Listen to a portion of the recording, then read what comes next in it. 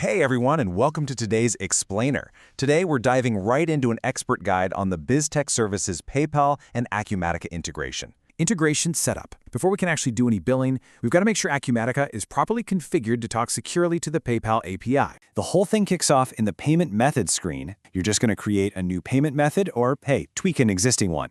The absolutely crucial part here, you have to select PayPal from the means of payment dropdown. The second you do that, boom, a new PayPal settings tab pops up.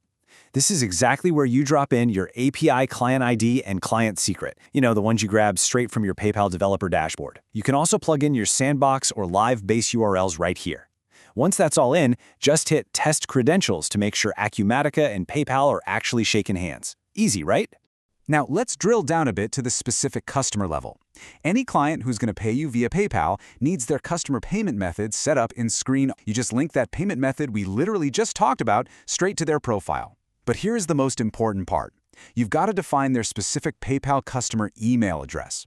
This is the exact spot PayPal is going to send those invoice notifications. And actually, here's a really cool feature to keep in mind. Your customers don't even need a PayPal account to pay these.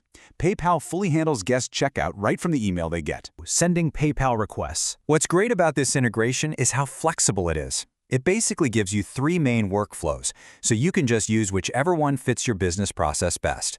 You can fire off requests directly from sales orders, from AR invoices, or even as standalone payments over in the Payments and Applications screen. But here's the key takeaway. No matter which of those three starting points you choose, the end result is exactly the same. The system creates an AR payment record, puts it on hold with a sent status, and then immediately zips a live invoice straight to the customer's email through PayPal. Let's take a closer look at that first option, the sales order screen. This is absolutely perfect if your workflow requires payment before you actually ship anything. When you're in the order, all you do is click the Create Payment button. That's it. Acumatica instantly pulls in the order total, the currency, the customer details, the whole shebang. Once you verify the cash account, a special Request PayPal button lights up. Click that, and boom, it generates the payment record, fires off the email, and, this is super helpful, it logs the actual PayPal invoice ID right there on the payment record for you, making tracking a breeze. Now, what if you're a business that bills after the fact, like after shipment or after a service is done? Well, then you'd use the Invoices screen. Over here, hitting the Request PayPal button automatically spins up a payment that is already pre-applied to that specific invoice. The requested amount perfectly matches whatever outstanding balance is left on that AR invoice. So no more manual data entry and, honestly, a massive reduction in the chance of any annoying billing discrepancies. Monitoring payment status. Invoices are out there in the wild. So, what next? Let's talk about tracking that payment status lifecycle and doing it all without ever having to go log into the PayPal portal. Basically, this system gives you two distinct ways to see if the money has actually arrived. A manual, one-off check, and a bulk check. The manual route, that's your go-to when you're looking at a specific account and you just need an answer right now on a single invoice. On the flip side, the bulk check uses the Check PayPal Payment Status processing screen. Think of it like a centralized dashboard. It lets your accounts receivable team verify every single outstanding PayPal payment all at once, usually as part of a daily batch process. Let's zoom in on that manual workflow for a second. Say you want to check up on just one payment. You just open up the Payments and Applications screen, find that specific payment sitting there on hold with its sent status, and then you just click the standard Acumatica Remove Hold button. Doing that essentially nudges the integration to go ping the PayPal API.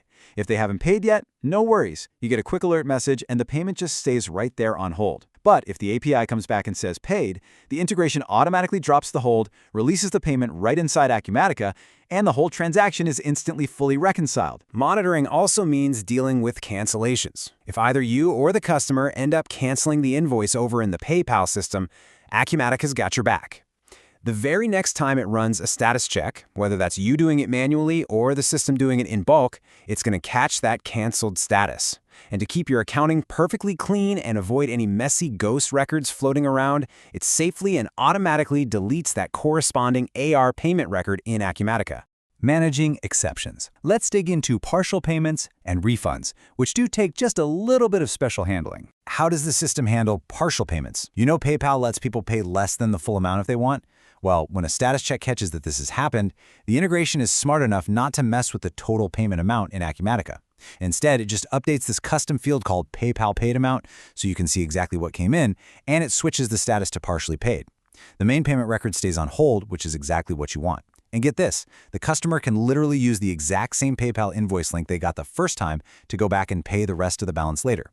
You don't have to lift a finger to make a new invoice. The moment they pay that final chunk, the next status check sees it and releases the payment in full. Now, regarding refunds, there is a very specific best practice built into the design of this system that we absolutely need to highlight. If you want to keep your PayPal account and your general ledger perfectly in sync, all refunds should be initiated straight from inside Acumatica, using the standard void or refund buttons. Honestly, you should only be jumping out to the external PayPal portal to do a refund if it is absolutely 100% necessary. And the reason for that best practice becomes super obvious when we compare the two different refund processes. Check this out.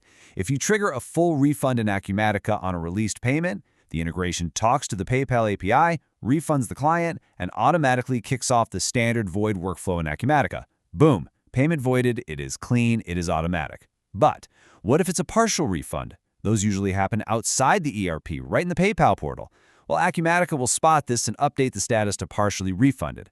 But because Acumatica natively doesn't actually support partial voids on payment records, it can't automatically void anything here.